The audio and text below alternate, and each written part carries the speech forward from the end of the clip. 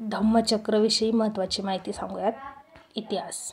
गौतम बुद्धाचे ज्ञानप्राप्ती. भगवान बुद्धांना बोधगया येथे बोधिवृक्षाखाली बौद्ध ज्ञान प्राप्त झाले. ज्ञानप्राप्तीनंतर त्यांनी ठरवले की हे ज्ञान लोकांपर्यंत पोहोचवावे.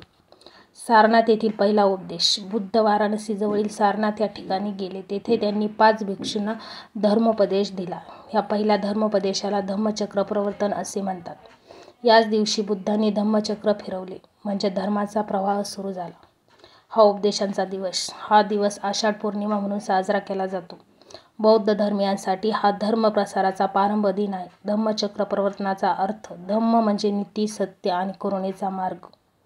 चक्र म्हणजे गती, प्रवाह आणि चालना म्हणजे नीती आणि सत्य यांचा प्रवाह सुरू करणे हा धम्मचक्र प्रवर्तनाचा अर्थ आहे. डॉ. बाबासाहेब आंबेडकर यांनी धम्मचक्र प्रवर्तन 14 ऑक्टोबर 1956 नागपूर येथील दीक्षाभूमी घेतली. डॉ. बाबासाहेब आंबेडकर यांनी लाखो अनुयायांसह बौद्ध धर्म स्वीकारला. त्यांनी धम्मचक्र प्रवर्तनाच्या आत्म्याला नव्या युगात पुनर्जीवित केले. त्यांचा संदेश. मी माझ्या धर्मात जन्म घेतला नाही, पण मी माझ्या धर्माची निवड करू शकतो. त्यांनी धम्मचक्र प्रवर्तन दिन हा नवजीवन, समता आणि मानवी मूल्याचा दिवस म्हणून घोषित केला. धम्मचक्र हे अन्याय, अंधश्रद्धा आणि विषमता यांच्या विरोधातील क्रांतीचे प्रतीक आहे. हा दिवस बुद्ध धर्माच्या प्रारंभाच्या आणि समतेच्या विचारांचा प्रतीक आहे. तो शांती, न्याय आणि बंधुत्वाच्या संदेशांचा प्रसार करतो. भारतात जगभरातील बौद्ध समाजासाठी हा अत्यंत पवित्र दिवस आहे. तो आपल्याला शिकवतो की सत्य आणि करुणा यांच्या मार्गावर चालण्यात जगात खरा बदल घडतो. धम्मचक्र म्हणजे काय?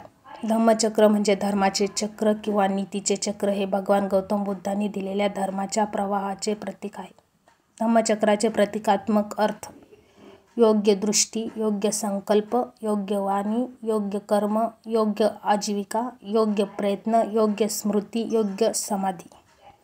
भारतातील प्रतिकात्मक महत्त्व. भारतीय राष्ट्रचिन्हावर सिंहस्तंभ धम्मचक्र आहे.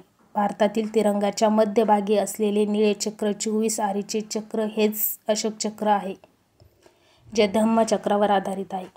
हे सत्य, न्याय, धर्म आणि गतिशील जीवनाचे प्रतीक आहे. नमो बुद्धाय. जय भीम.